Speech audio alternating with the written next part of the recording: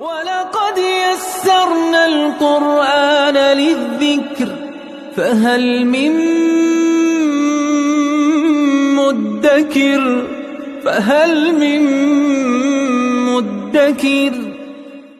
اعوذ باللہ من الشیطان الرجیم بسم اللہ الرحمن الرحیم الحمد للہ رب العالمین وصلی اللہ علی سیدنا و نبینا بالقاسم المصطفى محمد وعلى آلہ الطیبین الطاہرین المعصومین اما بعد اعوذ باللہ من الشیطان الرجیم ان یشأ یذہبکم ایہا الناس ویأتی بآخرین وَكَانَ اللَّهُ عَلَى ذَلِكَ قَدِيرًا صدق اللہ العلی العظیم۔ پروردگار عالم نے سورہ نساء کی ان آیات میں خصوصی طور پہ آیت نمبر 131 اور 132 میں پروردگار عالم نے خانوادگی زندگی میں تقوی الہی اختیار کرنے پہ زور دیا اور انسانوں کو متوجہ کیا کہ جو تمہیں حکم دے رہا ہے وہ عام ہستی نہیں ہے، وہ آسمانوں کا مالک ہے، جو کچھ آسمانوں میں ہے، جو کچھ زمین میں ہے، جس کا تمہیں تقوی اختیار کرنے کا کہا گیا ہے وہ عام ہستی نہیں ہے، جس کی نافرمانی سے بچنے کا کہا گیا ہے وہ عام ہستی نہیں ہے، وہ کائنات کی خالق ہے، اور جو کچھ اس کے اختیار میں ہے، جو کچھ اس کے قبضہ قدرت میں ہے وہ کسی اور کے اختیار میں نہیں ہے۔ لہٰذا وہ اگر تمہیں نابود کرنا چاہے، اگر وہ تمہیں ختم کرنا چاہے، وہ اگر تمہیں ہلاک کرنا چاہے تو کوئی ایسا فرد نہیں ہے اس کائنات میں جو اس کو روک سکے۔ لہٰذا اس آیت میں ایک اور لحن اسی تہدید کا اور اسی دھمکی کا لحن ہے۔ فرمایا ان یشأ یذہبکم ایہا الناس، اگر پروردگار عالم تمہیں ختم کرنا چاہے، اے لوگو، وہ اے قوم، اے انسانوں، اگر پروردگار چاہے کہ تم کو ختم کر دے، وَيَأْتِ بِآخَرِينَ، اور وہ تمہاری جگہ دوسروں کو لے کے آئے تو اس کے اختیار میں ہے۔ اگر اس کی مشیت اور اس کا ارادہ یہ ہو کہ تم، ایسا نہیں ہے کہ تم نافرمانی اگر کرتے ہو تو تم اس زمین پہ رہ سکتے ہو، جیسا قرآن کریم نے بعض دوسری آیات میں متوجہ کیا کہ باقی اقوام کے ساتھ ہم نے کیا کیا جب انہوں نے ہماری نافرمانی کی۔ تو خانوادگی نظام میں پروردگار عالم نے بعض دفعہ معاشرتی مسائل وہاں پروردگار عالم نے انسان کو دھمکی دی ہے کہ اگر تم ان کو پورا نہیں کرتے، اگر تم انبیاء نے جو تمہیں وظائف دی ہیں، جو تمہاری ذمہ داریاں دی ہیں، ان کو پورا نہیں کرتے، ان کی اطاعت نہیں کرتے، ان کی نافرمانی کرتے ہو تو تمہیں پروردگار ختم کر دے گا۔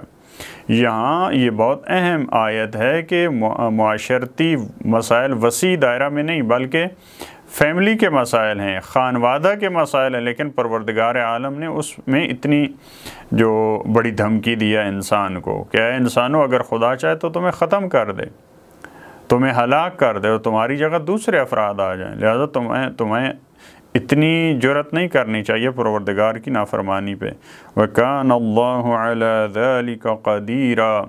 اور پروردگار عالم اس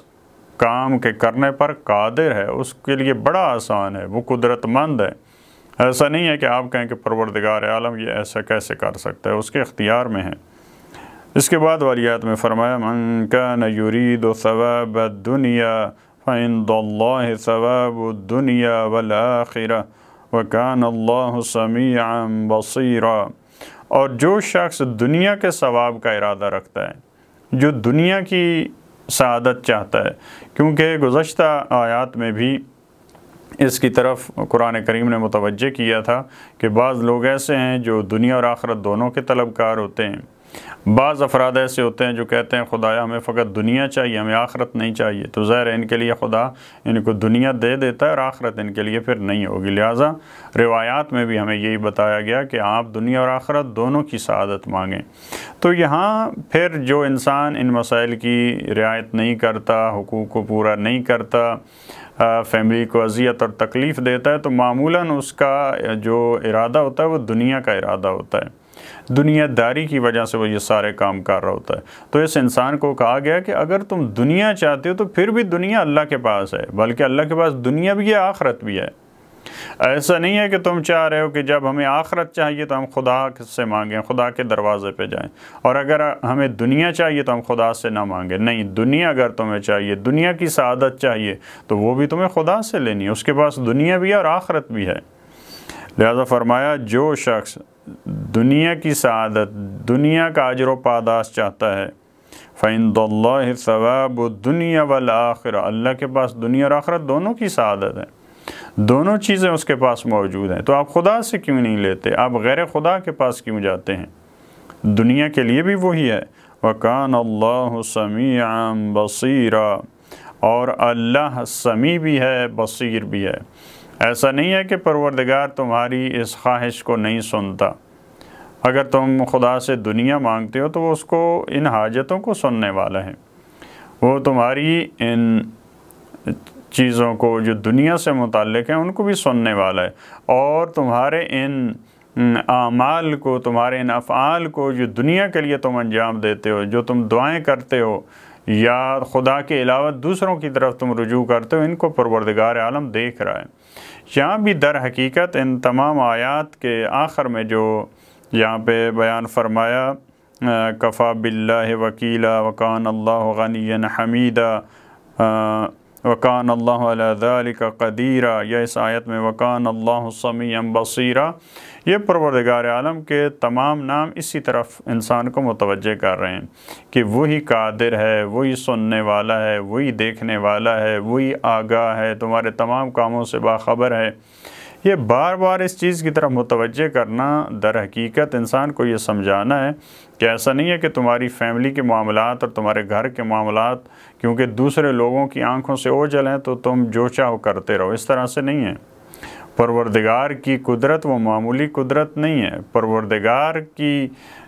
پروردگار کا جو اختیار ہے وہ معمولی اختیار نہیں ہے۔ زمین و آسمان اس کے اختیار میں، جو کچھ ہے وہاں اس کے اختیار میں ہے،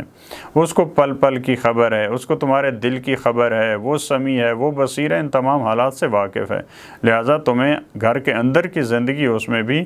اللہ کی منشا اور اللہ کی مشیت کے مطابق تمہیں زندگی بسر کرنا ہے۔ پروردگار ہمیں توفیق دے کہ ہم گھر کے اندر کی زندگی اس کے ارادے اور اس کی مشیت کے مطابق بسر کر سکیں۔ اللہم صلی علی محمد و آل محمد۔